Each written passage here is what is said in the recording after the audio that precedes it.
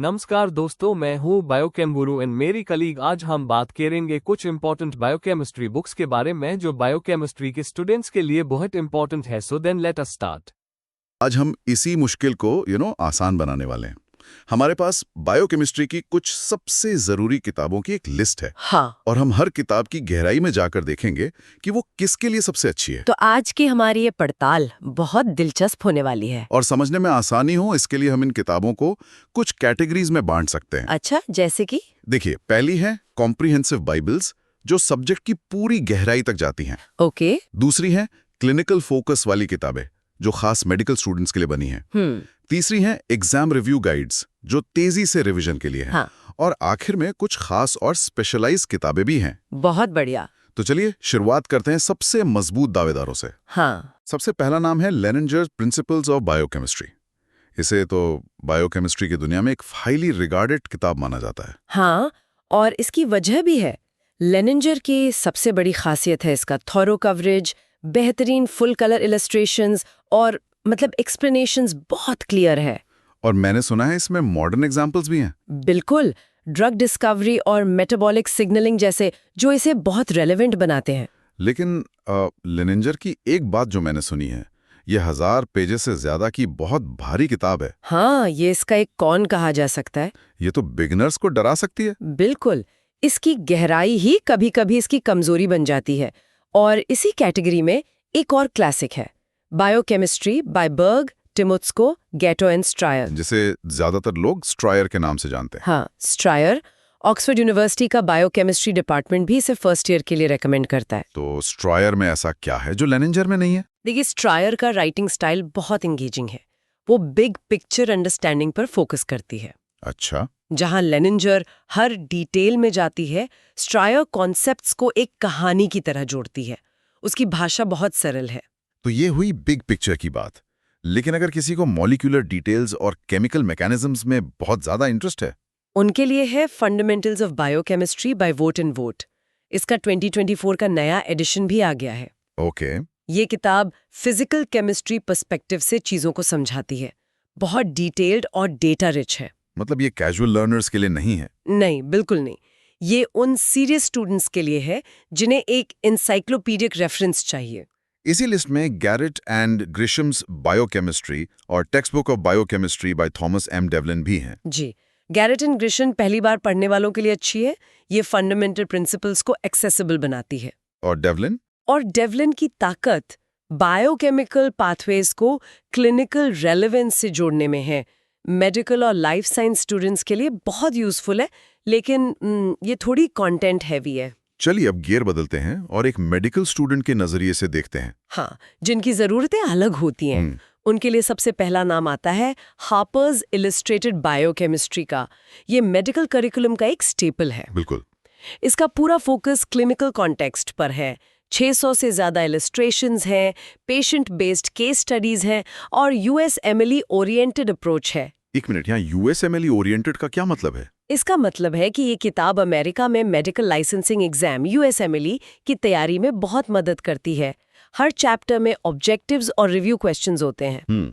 लेकिन clinical examples पर इतना फोकस करने की वजह से क्या बेसिक साइंस की गहराई थोड़ी कम नहीं हो जाती? आपने बिल्कुल सही पॉइंट उठाया है। हार्पर्स एक रिव्यू टेक्स्ट की तरह ज्यादा है। गहराई के लिए आपको लेनिंजर पर ही जाना होगा। तो क्लिनिकल फोकस में और कोई किताब? हाँ, एक और बेहतरीन किताब है marks basic medical biochemistry, a clinical approach. अच्छा। इसका अप्रोच बहुत यूनिक है। हर चैप्टर एक पेशेंट विनियट या वेटिंग रूम केस से शुरू होता है। वेटिंग रूम केस ये क्या है? मतलब एक कहानी बनाई जाती है कि एक मरीज वेटिंग रूम में अपनी समस्या लेकर आया है और फिर उस कहानी से बायोकेमिस्ट्री को जोड़ा जाता है। वाह, मतलब ये सीधे एप्लीकेशन से सिखाती है। जी हाँ, इससे ये पता चलता है कि बायोकेमिस्ट्री असल में डिजीज को समझने के लिए क्यों जरूरी है। और इसमें यूएसएमएलई प्रेप के लिए 700 से ज्यादा चैप्टर क्वेश्चंस भी हैं। ठीक है, तो फाउंडेशन बन गया, क्लिनिकल कनेक्शन भी समझ आ गया। लेकिन अब एग्जाम सिर के हैं और फास्ट रिवीजन करना है। हाँ, वो सबसे जरूरी समय। तब कौन सी किताब काम आएगी? उस स्थिति के लिए जो फर्स्ट एंड बेस्ट रिसोर्स मानी जाती है वो है लिपिनकॉट इलस्ट्रेटेड रिव्यूज बायोकेमिस्ट्री। लिपिनकॉट, मैंने इसका नाम बहुत सुना है। हाँ, इसकी सबसे बड़ी ताकत है इसका आउटलाइन फॉर्मेट और बुलेट पॉइंट स्टाइल। अच्छा, जानकारी याद रखना बहुत आसान हो जाता है और इसके एनोटेटेड फुल कलर फिगर्स वो कॉम्प्लेक्स प्रोसेसेस को एक नज़र में क्लियर कर देते हैं। तो यहाँ एक जरूरी सवाल उठता है, क्या इसे अकेली किताब की तरह इस्तेमाल किया जा सकता है? नहीं, ये गलती बिल्कुल नहीं करनी चाहिए। ये कंडेंस्ड है। ओके। इसे मेन टेक्स्ट बुक के सप्लीमेंट के तौर पर या रैपिड रिव्यू के लिए ही इस्तेमाल करना चाहिए। और अगर इससे भी ज्यादा कंसाइज कुछ चाहिए हो? तो फिर है BRS, biochemistry, molecular biology and genetics. ये बोर्ड रिव्यू सीरीज का हिस्सा है। मतलब ये खास तौर पे एग्जाम्स के लिए ही है? जी, USMLE स्टेप 1 की तैयारी के लिए। इसका फॉर्मेट पूरी तरह आउटलाइन और बुलेट पॉइंट्स वाला है, सिर्फ हाई यील्ड समरी। पर इससे पहली बार कोई टॉपिक नहीं सीखा जा सकता। अच्छा, अब उन लोगों की बात करते हैं जो पढ़कर नहीं बल्कि देखकर ज्यादा सीखते हैं, विजुअल लर्नर्स। हाँ, उनके लिए भी एक बहुत अच्छा ऑप्शन है, नेटर्स एसेंशियल बायोकेमिस्ट्री। नेटर्स तो अपनी मेडिकल आर्ट के लिए फेमस है। बिल्कुल, ये किताब डॉक्टर फ्रैंक नेटर के उसी फेमस आर्ट का इस्तेमाल करती है।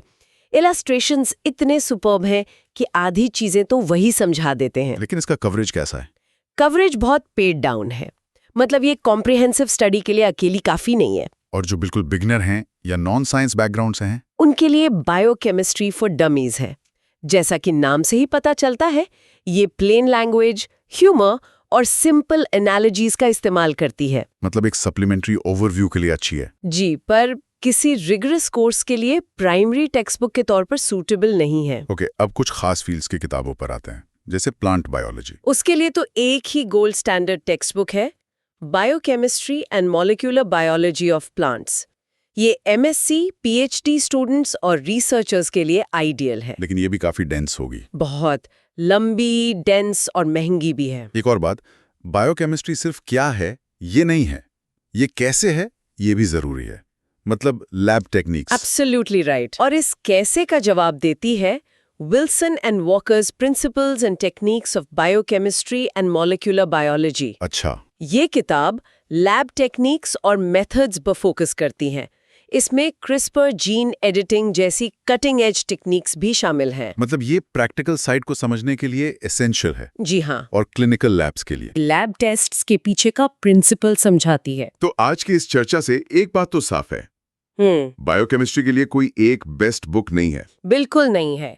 सब कुछ लर्नर के गोल पर डिपेंड करता है। हाँ। अगर डीप अंडरस्टैंडिंग चाहिए तो लेनिंजर या स्ट्रायर है। और मेडिकल एग्जाम्स की तैयारी करनी है तो हार्पर्स या मार्क्स बेहतर हैं। सही। क्विक रिवीजन के लिए लिपिनकॉट और BRS है। हाँ। और विजुअल लर्नर्स के लिए नेटर्स है। तो सही किताब चुनना ही अपने आप में एक स्किल है। और आखिर में सोचने के लिए एक विचार, शायद असली स्किल एक किताब चुनने में नहीं बल्कि अलग अलग सोर्सेज से मिली इंफॉर्मेशन को सिंथेसाइज करने में है। मतलब सबको मिलाकर अपनी समझ बनाना। जी, एक कॉम्प्रिहेंसिव टेक्स्ट आपका फाउंडेशन बनाता है, एक क्लिनिकल बुक एप्लीकेशन दिखाती है और एक रिव्यू गाइड नॉलेज को पक्का करती है। तो अल्टीमेट टेक्स्ट बुक कोई एक किताब नहीं, बल्कि एक पर्सनल लाइब्रेरी है जिसे किसी ने अपनी क्यूरियोसिटी और जरूरतों के हिसाब से बनाया हो। बहुत खूब। तो सवाल ये नहीं है कि कौन सी किताब सबसे अच्छी है, बल्कि ये है कि रिसोर्सेज का कौन सा कॉम्बिनेशन मेरे लिए सबसे अच्छी समझ पैदा करता है।